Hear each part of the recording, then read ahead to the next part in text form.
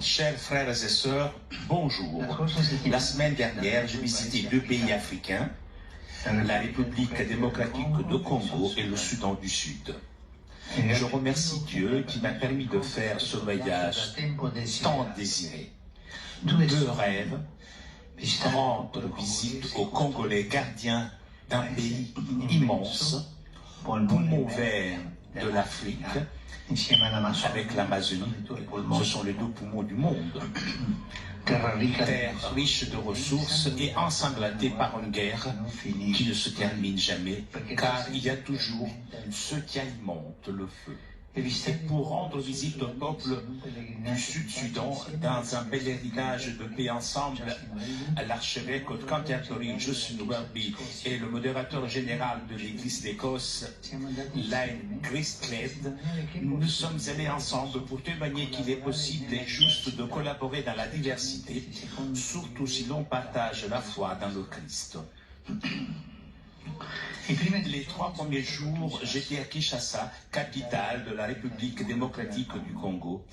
Je renouvelle ma gratitude au président et aux autres autorités du pays pour l'accueil qu'ils m'ont réservé. Immédiatement après mon arrivée au palais présidentiel, j'ai pu adresser un message à la nation. Le Congo est comme un diamant. Par sa nature, ses ressources et surtout son peuple. Mais ce diamant est devenu une source de discorde, de violence et paradoxalement d'appauvrissement pour le peuple. C'est une dynamique qu'on le retrouve également dans d'autres régions d'Afrique et qui s'applique à ce continent en général, un continent colonisé, exploité, pillé. Face à tout cela, j'ai dit 2 mots. Le premier est négatif. Ça suffit. Arrêtez d'exploiter l'Afrique. J'ai dit d'autres aussi.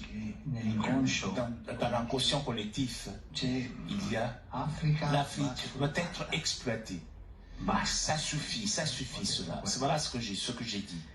Le deuxième mot est positif, ensemble. Ensemble avec dignité, tous ensemble, avec un respect mutuel, ensemble au nom du Christ, notre espérance. Avancer, ne pas exploiter et avancer ensemble. Et au nom du Christ, nous nous sommes réunis dans la grande cathédrale eucharistique. À Kinshasa, il y a eu aussi d'autres rencontres. Les victimes de la violence dans ce pays, la région qui depuis des années est déchirée par la guerre entre groupes armés manœuvrés par des intérêts économiques et politiques. Je n'ai pas pu me rendre à Doma. Les gens vivent dans la peur et l'insécurité, sacrifiés sur l'autel des affaires illicites. J'ai écouté des témoignages bouleversants de certaines victimes, notamment des femmes, qui ont déposé au pied de la croix des armes et d'autres instruments de mort. Avec elles, j'ai dit non à la violence, non à la résignation, oui à la réconciliation et l'espérance. Elles ont souffert beaucoup et continuent de souffrir.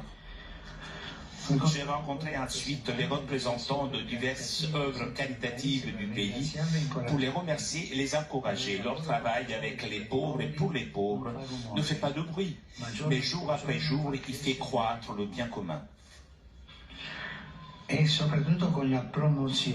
C'est avec la promotion que les initiatives caritatives doivent toujours être promotionnelles.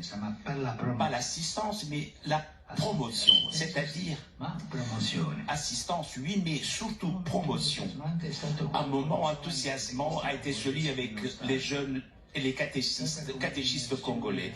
C'était une immersion dans le présent projeté vers le futur. Pensons à la force de nouveau qui peut porter cette nouvelle génération chrétienne, formée et animée par la joie de l'Évangile. Je leur ai indiqué 5 voies aux jeunes. La prière, la communauté, l'honnêteté, le pardon et le service. pour les gens du Congo. Voici le chemin. Prière, communauté, honnêteté, pardon et service. Que le Seigneur entende leur cri en faveur de la paix et de la justice. Ensuite, dans la cathédrale de Kinshasa, j'ai rencontré les prêtres, les diacres, les hommes et femmes consacrés et les séminaristes. Ils sont nombreux. Ils sont jeunes, car les vocations sont nombreuses. Et je remercie le Seigneur. Je les ai exhortés à être des serviteurs du peuple comme témoins de la mort du Christ, en surmontant trois tentations, la médiocrité spirituelle, le confort mondain et la superficialité. Ce sont des tentations, je dirais, universelles. Pour les séminaristes et pour les prêtres, la médiocrité spirituelle, lorsqu'un prêtre tombe dans la médiocrité, c'est triste. Le confort mondain, la mondanité donc, c'est l'un des mots les plus